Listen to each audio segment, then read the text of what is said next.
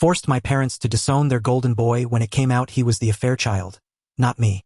So yeah, my family has always been messed up.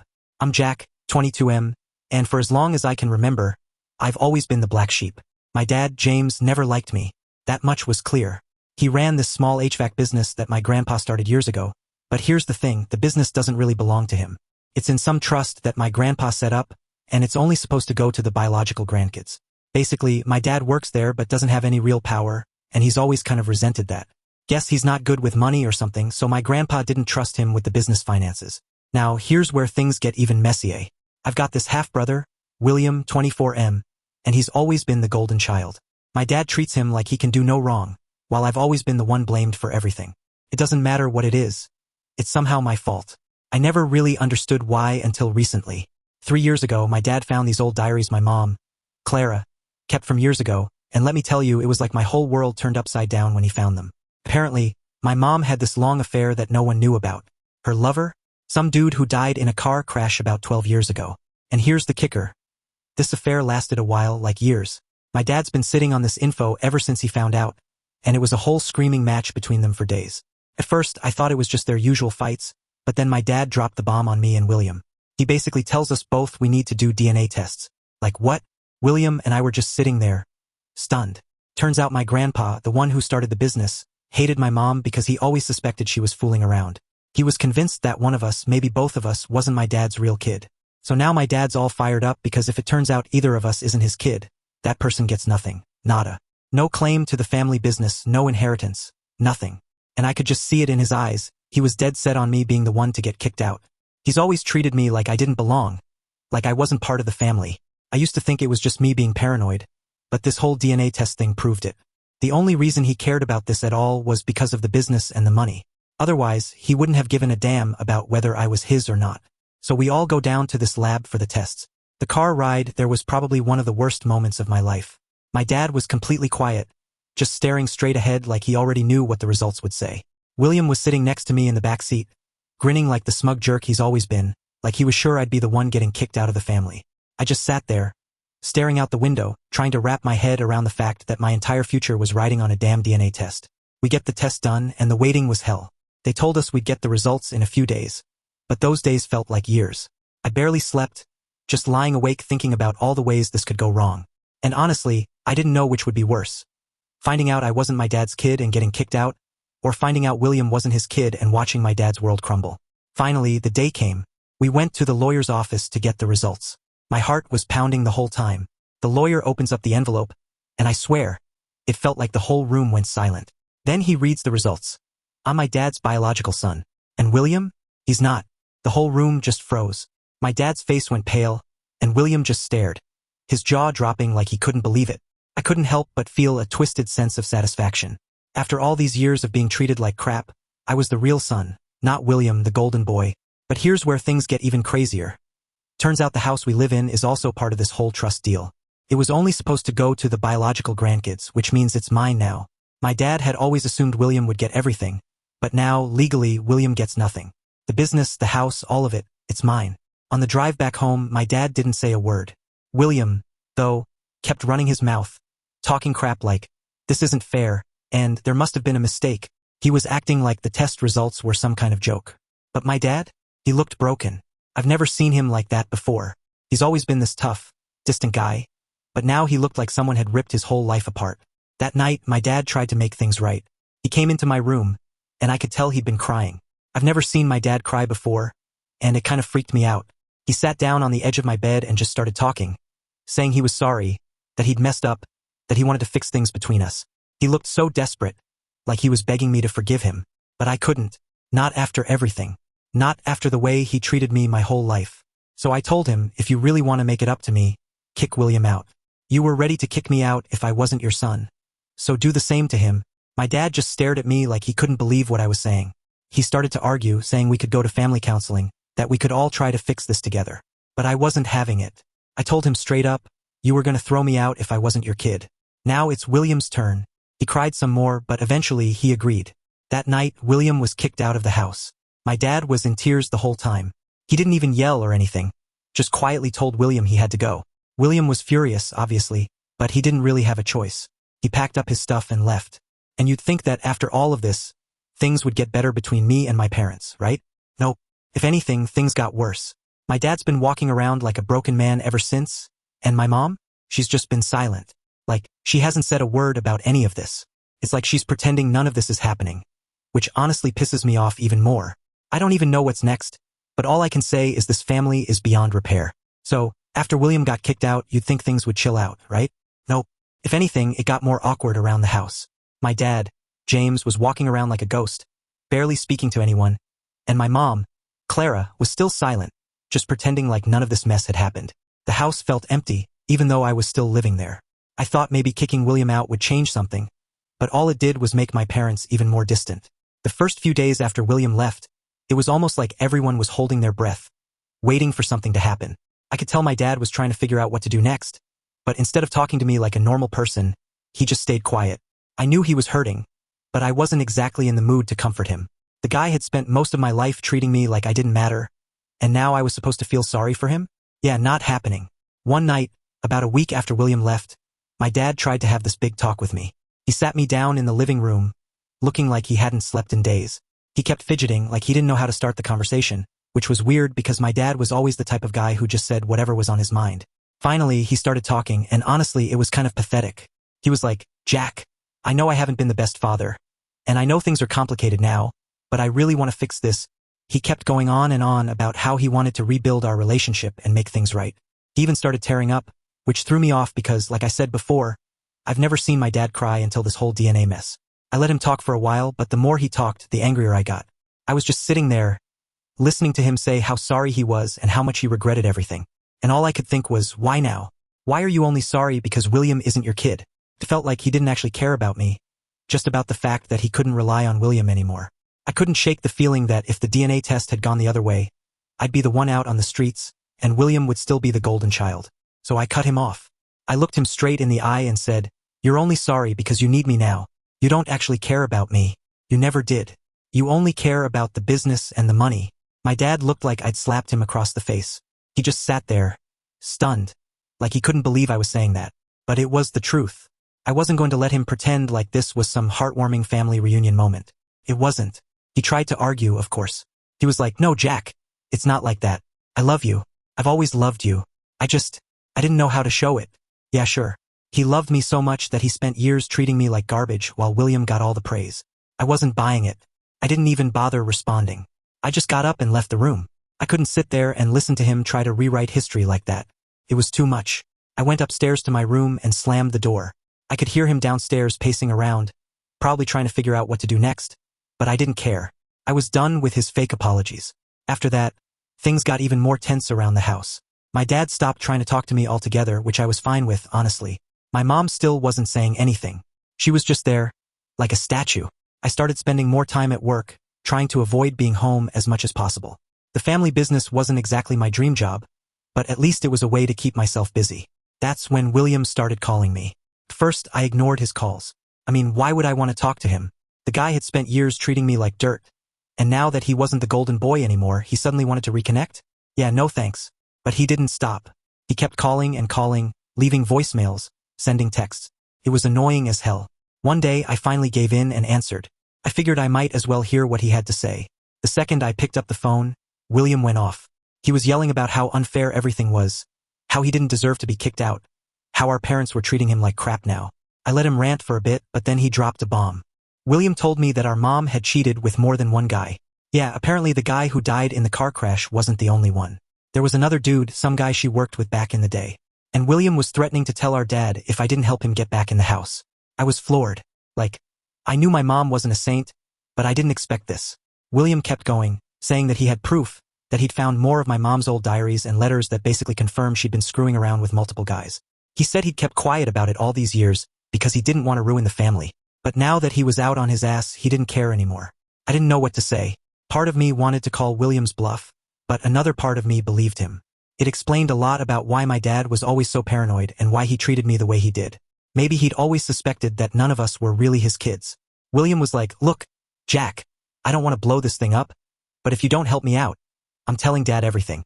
He'll kick Mom out, and this whole family's going to be destroyed." He was basically blackmailing me.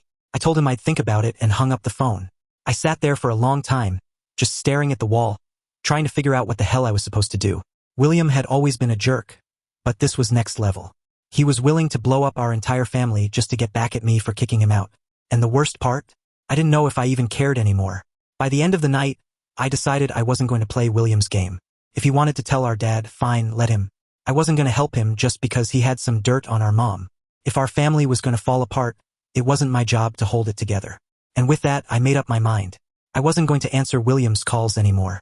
If he wanted to burn everything down, so be it.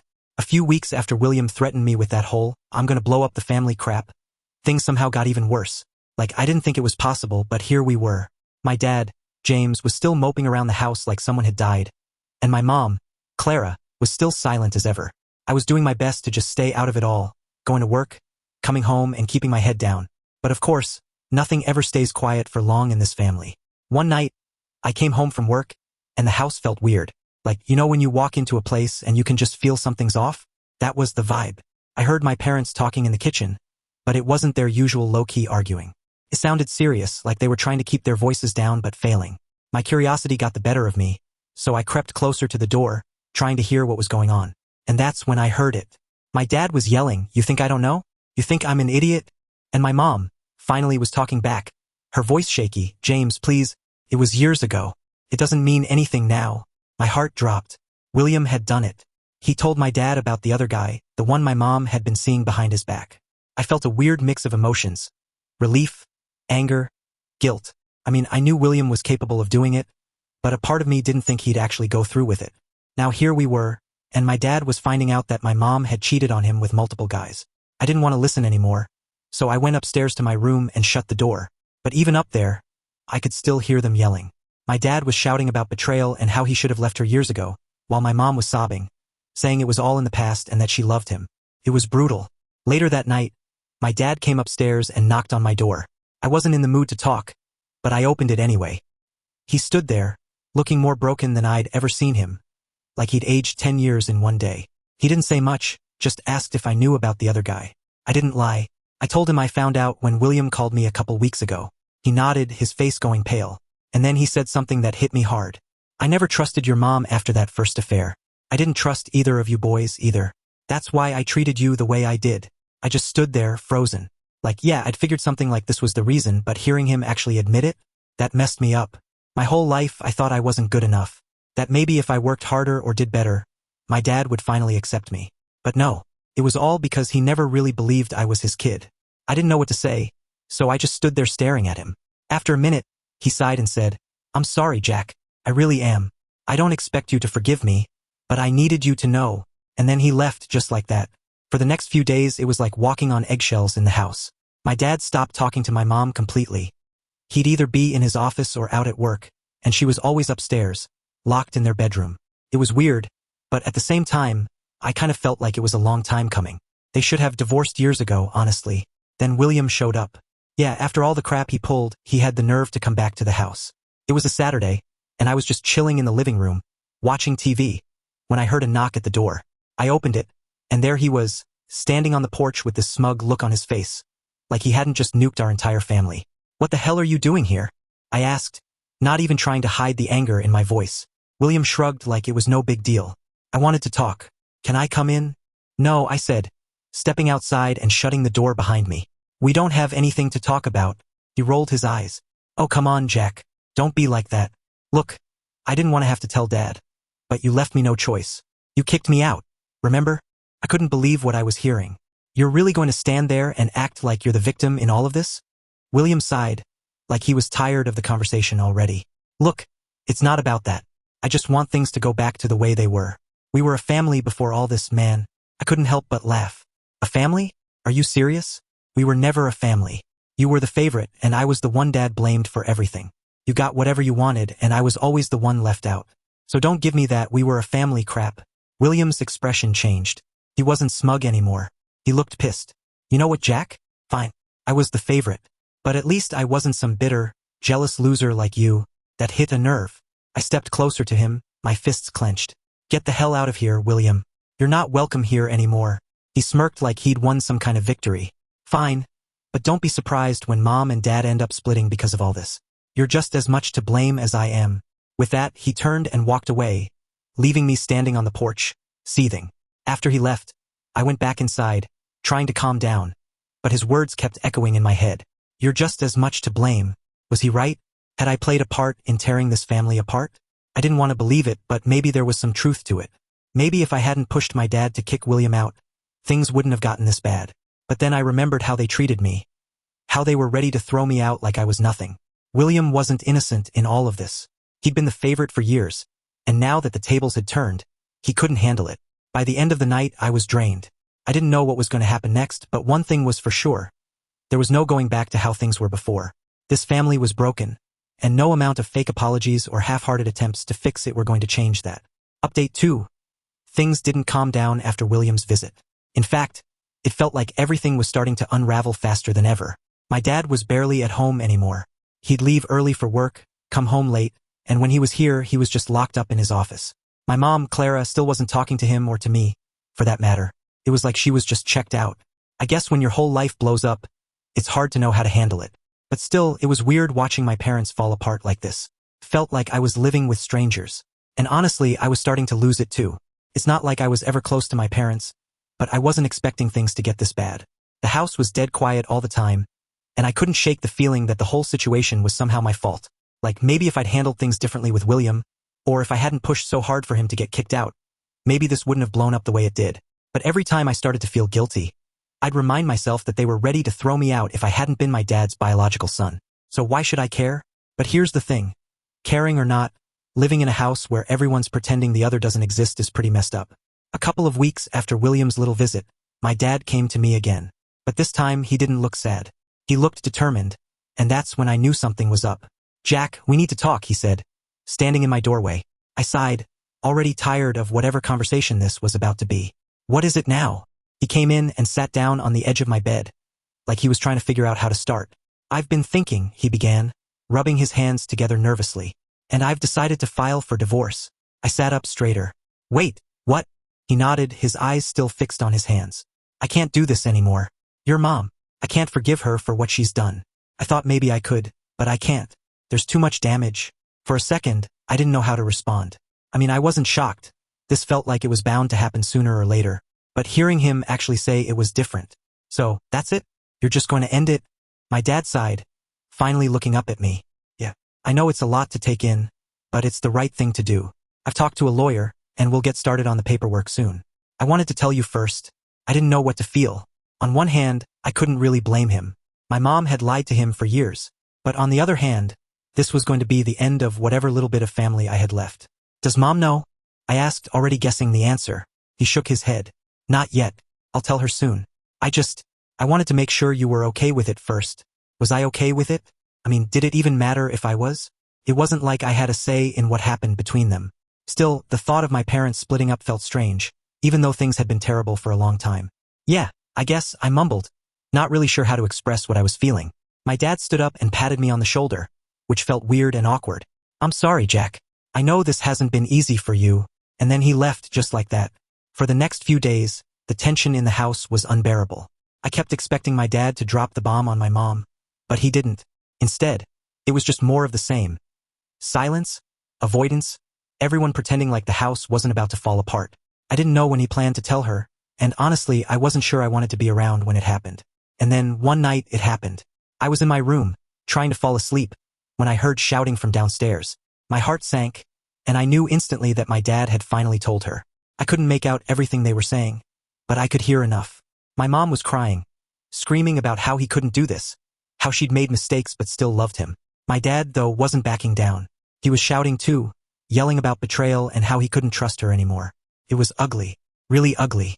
I stayed in my room, listening to them tear each other apart, feeling like I should have done something, anything, but knowing there wasn't much I could do. After what felt like forever, the shouting finally stopped. I heard my mom sobbing as she ran up the stairs and slammed the door to their bedroom. The next morning, the house was even quieter than usual. My mom didn't come out of her room at all, and my dad was acting like nothing had happened. He sat at the kitchen table, drinking his coffee and reading the newspaper like it was just another day. I didn't know what to say to him, so I didn't say anything. I just grabbed some breakfast and left for work, trying to avoid any awkward conversations. But when I got home that night, things had escalated. My mom had packed up a bunch of her stuff. Her suitcases were sitting in the hallway, and she was standing by the front door, talking on the phone with someone. I don't know who she was talking to, but it sounded like she was making arrangements to leave. When she saw me, she quickly ended the call and wiped her eyes. Jack, I'm going to stay with your aunt for a while, she said, her voice shaking. I didn't know what to say. Okay, was all I could manage. She gave me a sad smile, then pulled me into a hug. I'm so sorry, honey. I know this is hard, but I'll still be around. We'll figure this out.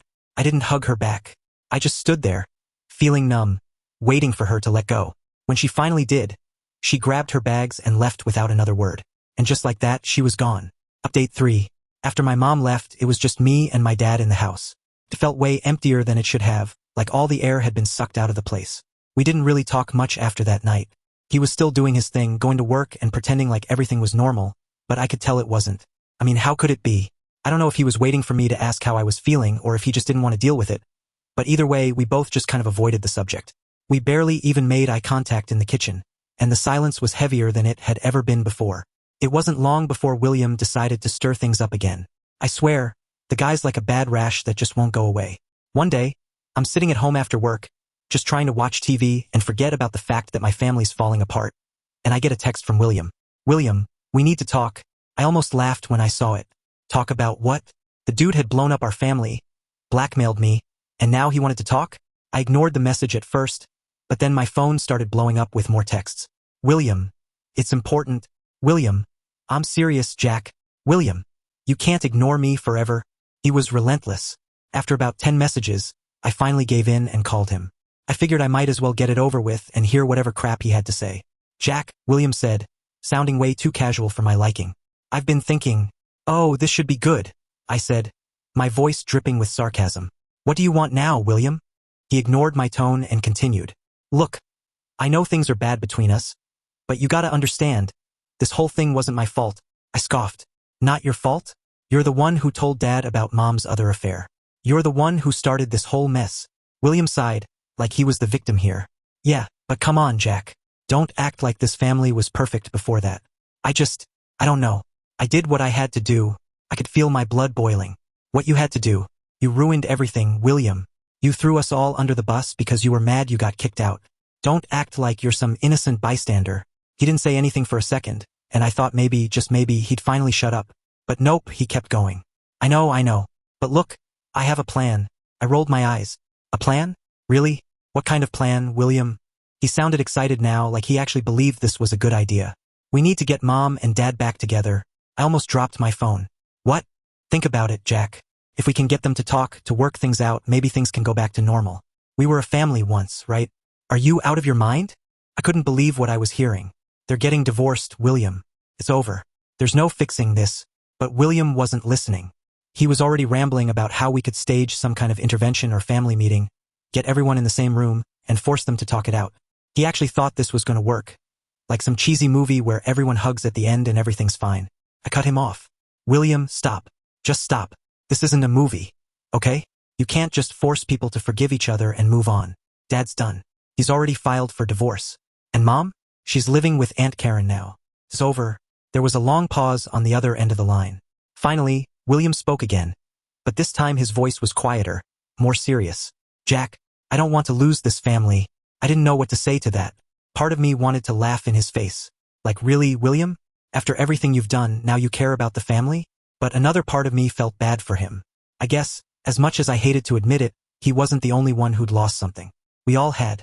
Look, I said, my tone softer now. I get it. This sucks for all of us. But there's nothing we can do. It's too late. William didn't respond right away, and for a second, I thought maybe he'd finally understood. But then he said, well, I'm gonna try anyway. And that's when I knew William was a lost cause. He was stuck in this fantasy where everything could just magically be fixed if we all tried hard enough. I wished it were that easy, but life doesn't work like that. After I hung up, I felt this weird mix of emotions. Anger, sadness, frustration. All of it wrapped together. I didn't know how to move on from this. My parents were done. My mom had left. My dad was a wreck. And William? He was delusional, thinking he could somehow put the pieces back together. The next few weeks dragged on, and things didn't really get any better. My dad stayed locked in his office most of the time, and I just kept going to work, trying to distract myself from the mess at home. But no matter how much I tried to ignore it, it was always there, hanging over my head like a dark cloud. One night, after another long day at work, I came home to find my dad sitting at the kitchen table. He looked up when I walked in, and for the first time in a while he actually spoke to me. "Jack," he said quietly. "I'm sorry." I froze. I wasn't expecting that. "For what?" "For everything," he replied, looking down at his hands. "I've messed up. I've made a lot of mistakes, and I know I can't fix all of them. But I'm trying. I don't want us to end up like them. Like me and your mom." I didn't know what to say. It was the most honest thing I'd heard from him in a long time, and it caught me off guard. I'd spent so much time being angry at him, blaming him for everything, that I didn't know how to respond when he actually showed some vulnerability. So I just nodded. "Yeah, me neither." We didn't say much after that. It wasn't some big emotional moment or anything, but it was something. Maybe things weren't totally broken after all.